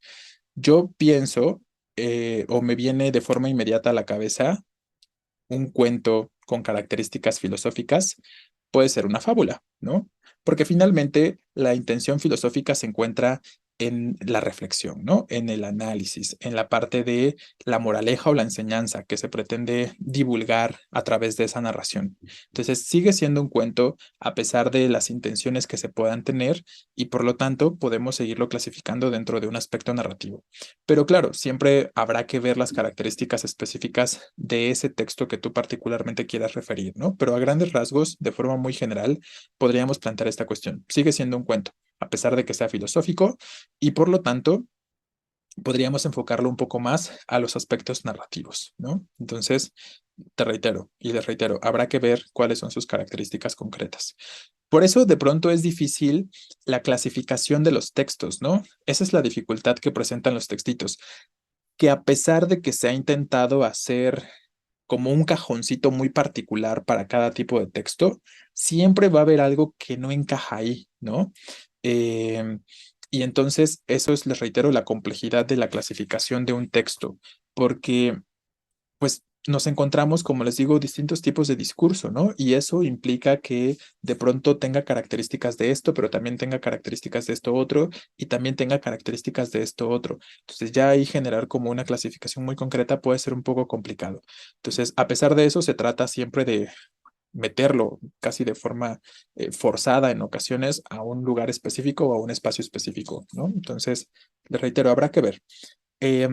Bueno, pasemos al siguiente tipo de discurso, que serían los argumentativos. Aquí recuerden que un discurso argumentativo va a estar sobre todo enfocándose a plantear un juicio o a plantear una serie de ideas en torno a una temática con la intención de generar un aspecto reflexivo sobre el lector o sobre el receptor de manera concreta, ¿no? Entonces, normalmente en los textos o en los discursos que son argumentativos, vamos a encontrar ya sea una defensa, una cuestión que es de estar a favor o en contra de alguna tesis, ¿no? De alguna idea, pero de manera sustentada, ¿no? Todas las ideas que se puedan presentar a favor o en contra de la teoría, de la hipótesis o de la tesis que se quiera estar planteando, implica que exista un sustento, ¿no? Un argumento con respecto a lo que se está presentando. Y hay muchas formas en las que se puede argumentar. Ahorita vamos a hablar de ello. Entonces, ¿cuáles son algunas de las características más específicas de esto, de los discursos argumentativos? Pues el primero, el propósito, ¿no? ¿Se acuerdan que estábamos diciendo hace rato la cuestión de los propósitos? El propósito más básico de un discurso argumentativo tendrá que ser persuadir, convencer o demostrar algo, ¿no? Finalmente funcionan todos estos conceptos de cierta manera como sinónimos. Se tiende a plantear dos posturas, dos opiniones o más que suelen ser opositivas, una a favor, otra en contra, sobre todo para generar este aspecto más evidente de cuál es la intención del autor, ¿no? Si se está planteando o pronunciando a favor o en contra de la idea que se quiera representar, ¿vale? Eh, Tienen una organización textual bastante particular. No es única, no significa que solo un texto que es argumentativo va a presentar introducción y una exposición y una conclusión. También un texto que es expositivo presenta una introducción, presenta un desarrollo o una exposición de la información y también una conclusión. Lo único que sí podemos considerar que es bastante particular de estas estructuras con respecto a los discursos argumentativos es justo la argumentación, la discusión que se quiere proponer. No todos los textos ponen en discusión las ideas, ¿no? Solo los presentan de pronto. Entonces, esa sería como la característica mayormente eh, particular de los discursos argumentativos, ¿no? La parte de la argumentación o del sustento de las ideas. Y como les comentaba, existen distintos tipos de argumentación. Lo más básico es que cuando queremos argumentar algo, recurramos a las palabras de alguien más, ¿no? De otro autor, a una cita textual, a una paráfrasis, pero finalmente retomando las ideas de algún autor que sea reconocido en ese ámbito o en ese contexto de disciplina o de investigación, ¿no? Además de eso, pues también podemos argumentar a través de datos concretos o de aspectos muy expositivos, como las gráficas, como datos científicos, como hechos o algunos otros aspectos que pueden ser más generalizaciones de conocimiento popular. También podemos recurrir a estos aspectos, ¿no? ¿Y cuáles son los géneros que más nos vamos a encontrar dentro de los discursos que son argumentativos? Las cartas de solicitud, porque hay una petición de por medio, los debates, ¿no? Los textos que son políticos y religiosos, porque finalmente nos quieren convencer de algo. Los textos publicitarios también nos quieren convencer de comprar o de adquirir algún producto. Las columnas, los ensayos, las críticas, los artículos de opinión, entre otros, ¿no? Sobre todo estos artículos de opinión, los ensayos, las críticas, los vamos a retomar ahorita en un momentito, ya estamos por llegar a ello y empezar a plantear sus características, ¿no? Bueno, y ya para terminar, mencionamos los discursos descriptivos. ¿Qué pasa con los discursos descriptivos? Pues como su nombre nos lo indica, es un tipo de discurso construido sobre todo para señalar una serie de características en torno a algo concreto, en torno a una persona, en torno a un concepto, a un espacio, a un objeto, a un animal. Distintas cosas pueden ser descritas, ¿no? Y ahí lo que se pretende es representar o señalar a mayor detalle posible una serie de características con respecto a lo que se quiera plantear, ¿no? Al tema que se quiera abordar. Por lo tanto, lo abundante en este tipo de discurso será, por ejemplo, el uso de adjetivos calificativos, vamos a utilizar muchos sustantivos y no vamos a usar tantos verbos, ¿no? Esto es bastante común con respecto a este tipo de discursos. Em, de pronto, como ya les he dicho, los podemos encontrar sobre todo en otro tipo de discursos. Lo descriptivo casi siempre forma parte de algo más, puede formar parte de lo expositivo, de lo argumentativo o de lo narrativo sin ningún problema, ¿no? Y si nos encontráramos con un discurso que es 100% descriptivo, pues sobre todo ahí vamos a tener topografías, que son descripciones de espacios físicos, ¿no? Prosopografías, que son descripciones de personajes, pero descripciones físicas también, ¿no? Lo exterior, lo que se alcanza a ver. Etopeyas, que son descripciones de personajes, pero internas, que tienen que ver más con la personalidad, que tienen que ver más con las características psicológicas del personaje, entre otros aspectos. Los retratos también pueden ser perfectamente descriptivos y las cronografías o las crónicas también presentan aspectos descriptivos, ¿no? Si lo piensan, es una característica que hemos llegado a mencionar sobre la crónica. ¿Vale? Entonces, ahí atentos a estos cuatro tipos de discurso, porque si de pronto los podemos identificar de forma simple en un textito, pues ya nos podemos empezar a acotar a las posibilidades, ¿no? Ah, como este discurso presenta sobre todo aspectos expositivos, pues a lo mejor me puedo enfocar más a la idea de que sea una noticia. Obviamente dependerá de qué forma se está presentando la información, ¿no? Pero pues sí nos ayuda a concretar un poquito más. Ya sabré que si el texto está más enfocado a un discurso expositivo, definitivamente no puede ser un artículo de opinión, por ejemplo, y ya elimino esa posibilidad, ¿no? Entonces, para eso nos sirven, al menos para acotar un poquito más nuestras respuestas o nuestras ideas y que no tengamos que divagar tanto ni tardarnos tanto en la identificación de algo. Las reseñas son argumentativas. Ahorita vamos a justo a comentar eso y yo lo que siempre les digo es que las reseñas tienen dos aspectos. Presentan un aspecto expositivo, pero también presentan un aspecto argumentativo o de opinión, ¿no? Porque finalmente la opinión tiene que ver con la argumentación. Entonces, recuerden lo que les estoy comentando desde un principio, ¿no?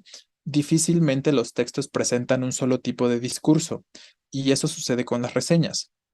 En resumen, una reseña va a presentar un discurso expositivo y simultáneamente un discurso argumentativo. Ahorita lo vamos a ver y lo mencionamos a mayor detalle, ¿no? Si no tenemos ninguna pregunta sobre alguno de los tipos de discurso, justo vamos a pasar a ello, a los géneros o a los tipos de textos que nos interesan y que les van a preguntar a ustedes. Empezando con la noticia. Bien, aquí yo les pongo primero un concepto general de la noticia y una serie de características que suelen ser bastante definitorias con respecto a los textos que son noticiosos, ¿no? La característica, o más bien el concepto, quiero decir, que presentamos sobre la noticia es sobre todo que se trata de un texto breve, ¿no? Los textos noticiosos, en general, todos los textos, ustedes lo han podido observar que se les presentan en sus opciones de respuesta, son breves, ¿no?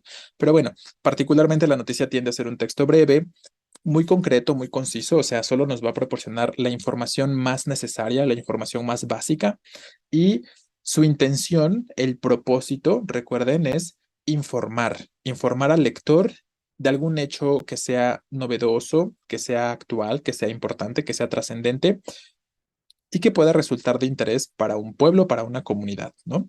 Eso sería la cuestión más generalizante o más básica con respecto a la noticia, que nos encontremos con este tipo de textitos que sean breves, que busquen informarnos de algún suceso, de algún evento que pueda ser importante y reciente sobre todo, ¿no?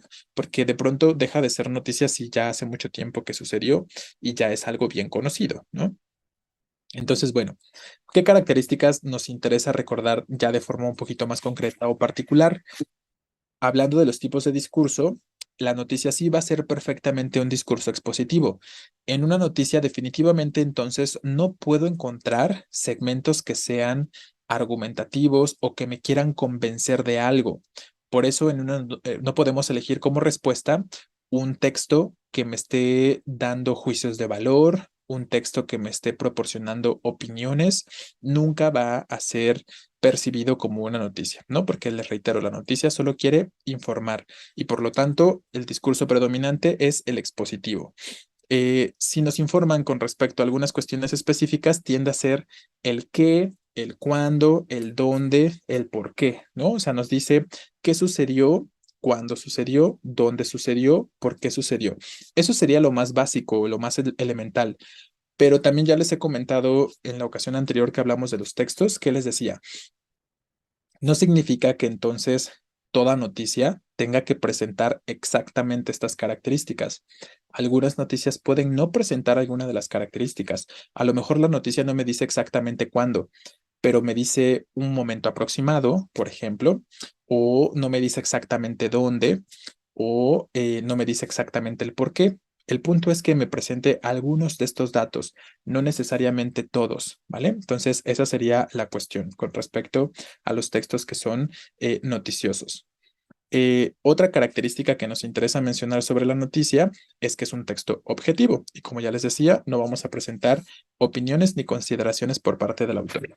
Y el lenguaje que vamos a utilizar cuando se trata de una noticia es un lenguaje que sea comprensible y entendible para la mayoría de la población, para el lector común, ¿no? Porque finalmente la noticia quiere que todos nos enteremos, pretende ser un texto divulgativo. Sí, un texto que presente formalidades, pero tampoco cultismos, tampoco palabras tan particulares, ¿no? Y ya ustedes pueden pensar en algunos formatos de pregunta que se han llegado a encontrar en sus exámenes, donde de pronto han leído algunas noticias, o bueno, textos que pretenden ser noticias, donde se utiliza un lenguaje que puede ser muy poético o demasiado técnico, ¿no? Entonces recuerden que buscamos un lenguaje que sea cercano a la mayoría de las personas al momento de leerlo, ¿no? Y que todos lo puedan entender, ¿vale? Entonces, esos serían los aspectos más esenciales o característicos de la noticia. Exacto, tampoco muy coloquial, ¿no? Efectivamente. Por aquí ponen, tengo la duda. ¿Por qué en los exámenes de práctica cuando piden elegir una noticia de interés nacional se escoge lo de la NASA encima de los Juegos Olímpicos? Sé que lo de la NASA es muy importante, pero los Juegos Olímpicos no son de interés también a nivel nacional. Es que, ojo, ¿no? No recuerdo exactamente qué dicen esas opciones de respuesta, pero sí, evidentemente es importante tener en consideración, si me están diciendo una noticia local o un periódico local o un periódico de circulación nacional, pues a lo mejor sí podemos acotar una respuesta de acuerdo a la temática, ¿no? Pero no nada más es esa la cuestión. Habría que recordar o ver específicamente qué tipo de información se está proporcionando en los textos o en las opciones de respuesta. Si no me equivoco o si no recuerdo mal, la cuestión ahí es que la opción que llega a hablar de los Juegos Olímpicos para ese tipo de pregunta es un texto expositivo, pero no es una noticia. ¿Me explico? Y la cuestión de la NASA sí es un texto noticioso, porque se enfoca más a decirnos, independientemente de cuál sea el tema, ¿no? Independientemente de si es la cuestión de los Juegos Olímpicos o de la NASA, la opción que habla de la NASA específicamente nos da estos aspectos característicos de la noticia que estamos comentando, ¿no? Como qué sucedió el descubrimiento de un nuevo planeta, de un nuevo sistema solar, gracias a las observaciones de ciertos astronautas, ¿no? Y se dio este descubrimiento en tal fecha, en tal momento. Entonces, ahí tenemos esos aspectos en esa opción de respuesta donde podemos identificar los elementos más característicos de pronto que hacen a la noticia, ¿no? En cambio, lo que puedo recordar con respecto a la cuestión de los Juegos Olímpicos, lo único que dice es que los Juegos Olímpicos se transmitieron por primera vez bajo cierto formato, ¿no? Gracias a cierto uso de tecnología. Pero ese es un texto que únicamente es informativo y que no nos presenta aspectos más amplios o más característicos con respecto a la noticia, como si fuera un dato curioso, efectivamente, Sosa, ¿no? Lo podemos ver de esa forma, como un ¿sabías qué? ¿No? Esa sería de pronto la cuestión. Entonces, les reitero, tampoco significa que todo texto expositivo va a ser una noticia. Debe tener algunas otras características. No todas necesariamente las que acabamos de mencionar, pero algunas de ellas deben estar presentes, ¿no? Para que podamos considerar tal aspecto como un texto noticioso. Obviamente hay muchas variaciones y nos podemos encontrar con muchas cuestiones excepcionales, pero finalmente ahí siempre llegamos a las respuestas también valiéndonos de las comparaciones, ¿no? De las comparaciones con las otras opciones que se nos puedan presentar, ¿vale? Entonces, bueno, yo aquí les presento justo un par de textitos, ¿no? O un par de ejemplos que nos pueden servir para visualizar más o menos esta cuestión. Em,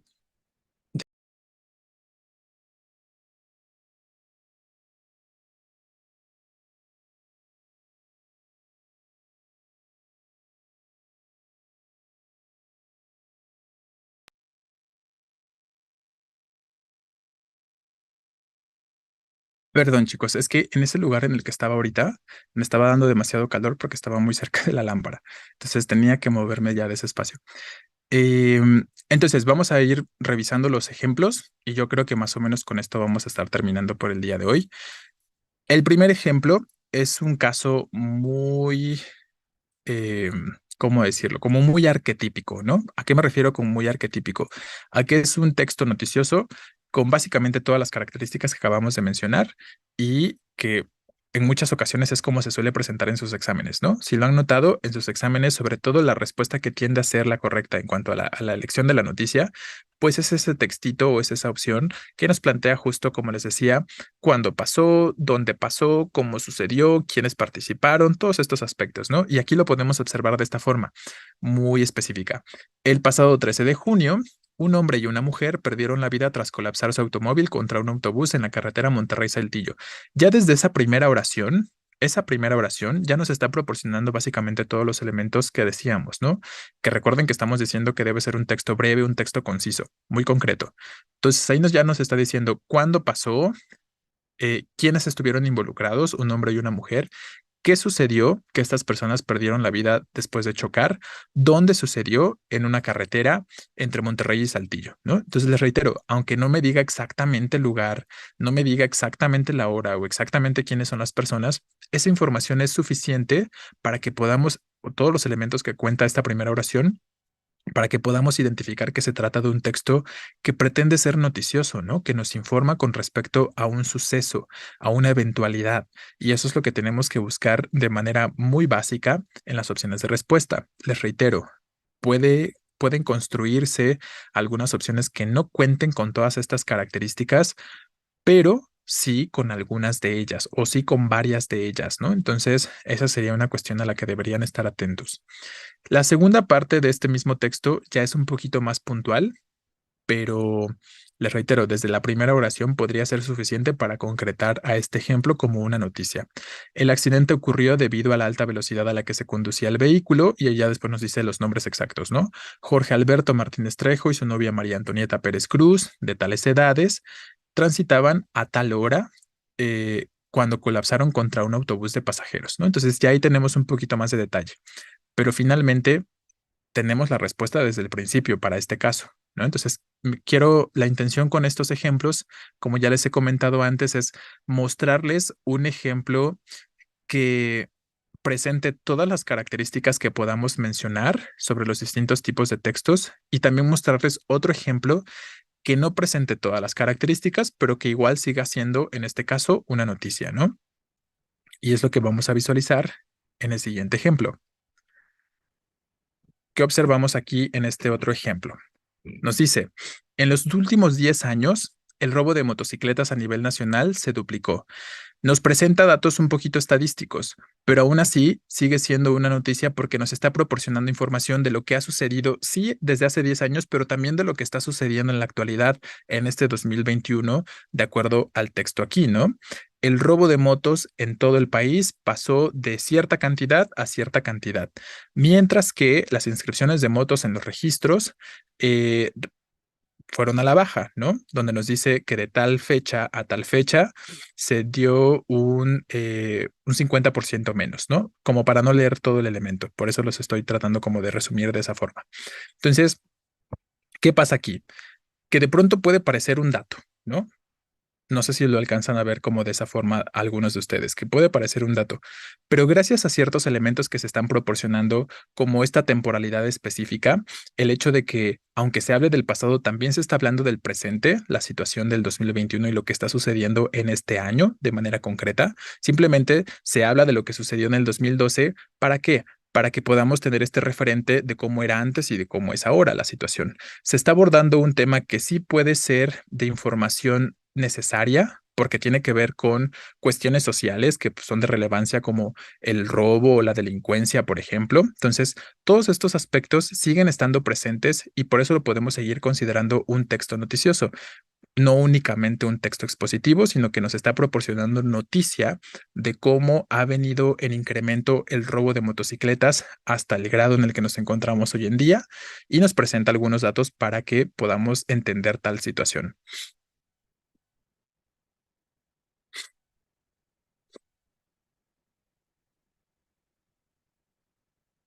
Efectivamente, ¿no? Como comenta aquí alguno de sus compañeros, si quisieran hacer una clasificación de el contexto de la noticia, podríamos pensar que el primer ejemplo es más de un contexto local y el segundo es más de un contexto nacional, ¿no? Porque finalmente nos lo dice desde el principio. El robo de motocicletas a nivel nacional se duplicó, ¿no? Entonces, si quieren ver este tipo de diferenciaciones, lo pueden notar con respecto al contexto en el que se está abordando. Si me presentaran algo que sucedió específicamente en Puebla o en este caso en la carretera entre Monterrey y Saltillo, pues tiene que ver con una zona muy específica, ¿no? Y entonces ahí vemos lo local. Pero si es una noticia que es importante para toda la nación o para un contexto más amplio, pues ahí ya podemos ver estas diferenciaciones. Entonces, en ese sentido, pues sí, resulta de importancia a lo mejor poder distinguir estos aspectos, ¿no? Es una noticia que involucra a una parte amplia de la población o a una parte muy específica o un sector muy específico, ¿no? Para que podamos diferenciar estos aspectos de lo local y de lo nacional, por ejemplo, ¿vale?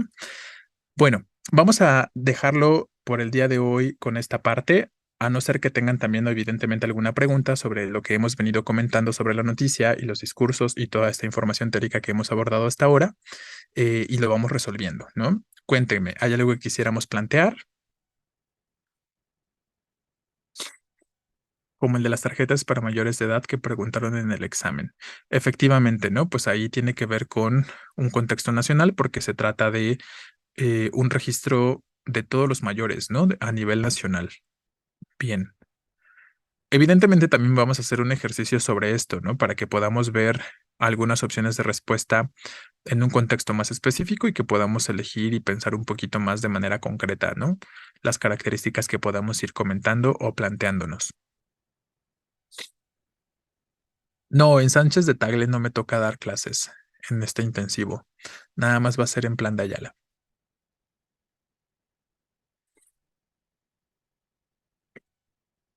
¿Qué más? ¿Tenemos alguna otra duda entonces sobre este tema particular de la noticia? Yo creo que las noticias no representan mucha dificultad.